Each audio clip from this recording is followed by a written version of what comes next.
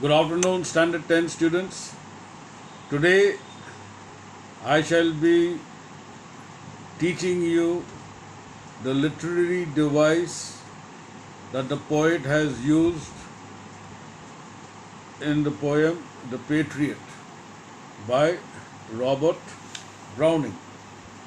Okay, now these poets, whenever they write any poetry, they use a kind of a format or they use figure of speech and they use some literary device to make their poetry more effective.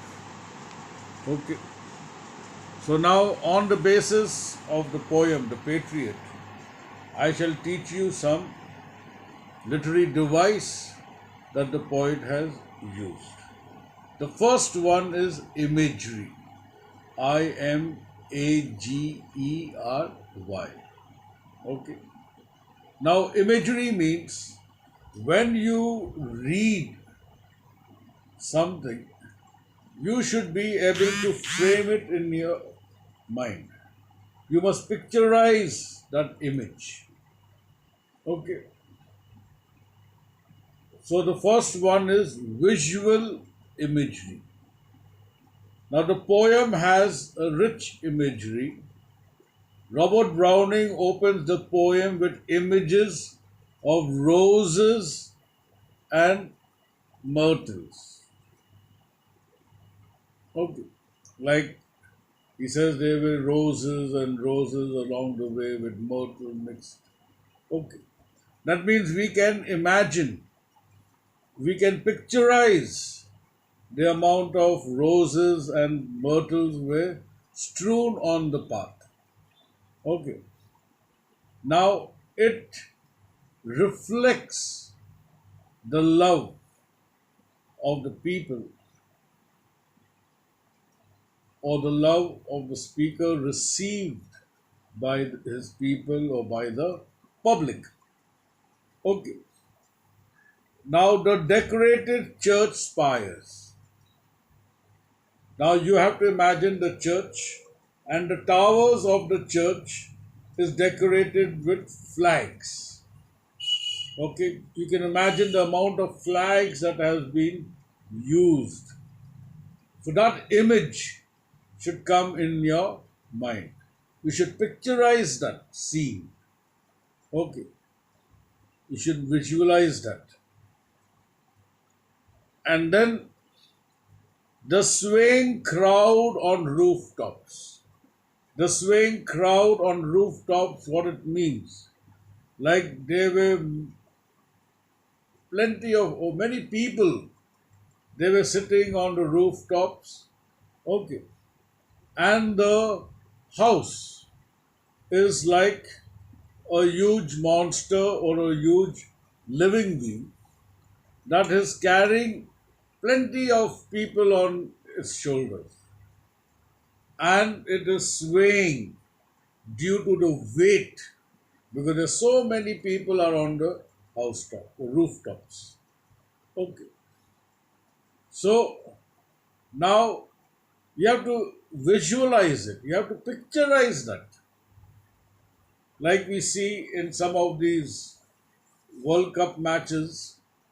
Okay, people who cannot get into the stadium, they also climb up huge tall trees, lampposts, even high buildings.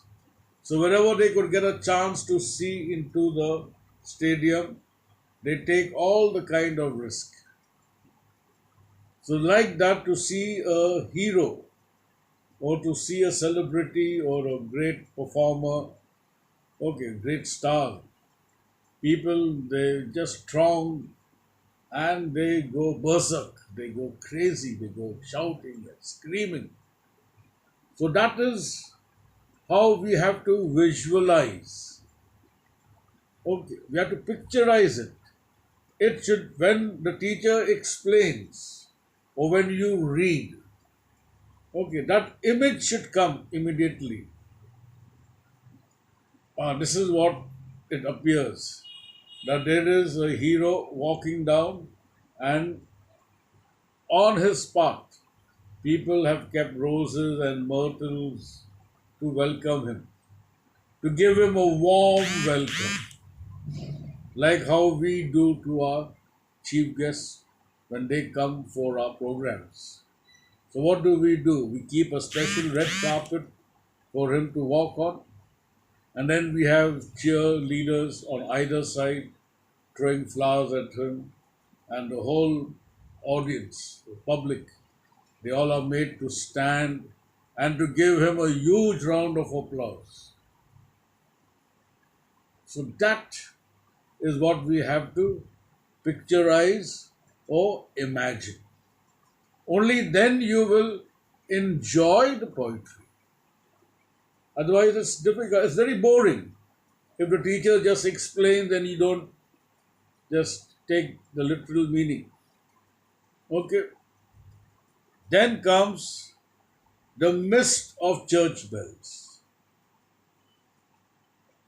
Then the old walls rocked with the crowd and cries are example of auditory imagery. When we could hear the sound of the bells, the sound of people cheering, screaming, howling. Okay, auditory means the sense of hearing. We could hear sound. So in this poetry, even sound is applied, where the church bells are ringing and ringing and ringing, and people are shouting and screaming. Okay. Then the third one is walking in the rain, rope cut through the wrist, bleeding forehead gives us tactile imagery. Tactile. Tactile imagery is connected with the sense of touch. Okay. It is the sense of touch. Now, where does the touching come from? He says, walking in the rain. That means it is raining and his body is being soaked or drenched with the rainwater. Okay. So the rainwater is touching his body. So there is a sense of touch. Either he feels cold if it's the rainwater is cold, or if it is lukewarm, he feels warm. But it is dealing with the touch. The next is the rope cut through both his wrists. Remember the rope which they tied his hands at the back. It has been tied so tightly that it is cutting through his skin. That means he could feel pain. It's hurting him. So that is a tactile imagery dealing with sense of touch. Then he says the bleeding forehead. Now he was already getting drenched. He's already getting wet. He is soaking wet with the rain. But then there was another feeling that was coming down his forehead. It is the trickling of the blood. Because they were throwing stones at him. So perhaps 2 or 3 stones must have hit him on the head, and his head was bleeding. And the blood is now trickling down his forehead. He could feel the touch of another sensation other than the rainwater. The rainwater is also soaking, and along with the rainwater, there is blood. He is also bleeding. And he could feel the blood trickling down his face because he has been hurt. Okay.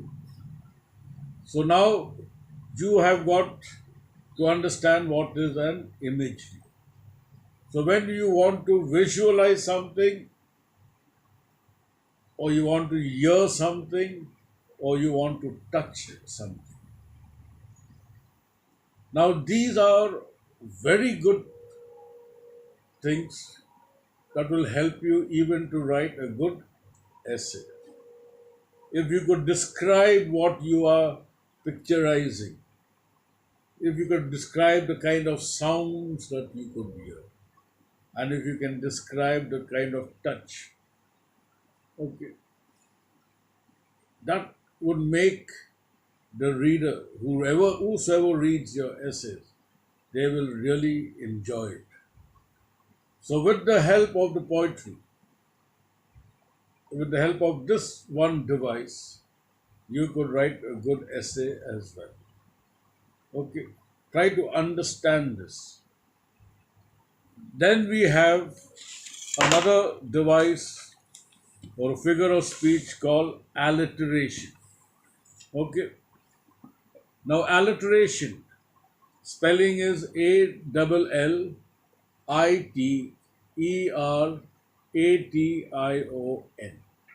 Now, what is an alliteration?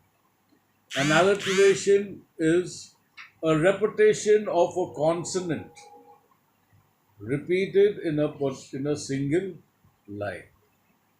Okay, in a particular line, you get certain words beginning with the same letters, especially a consonant. We have to focus on the consonant.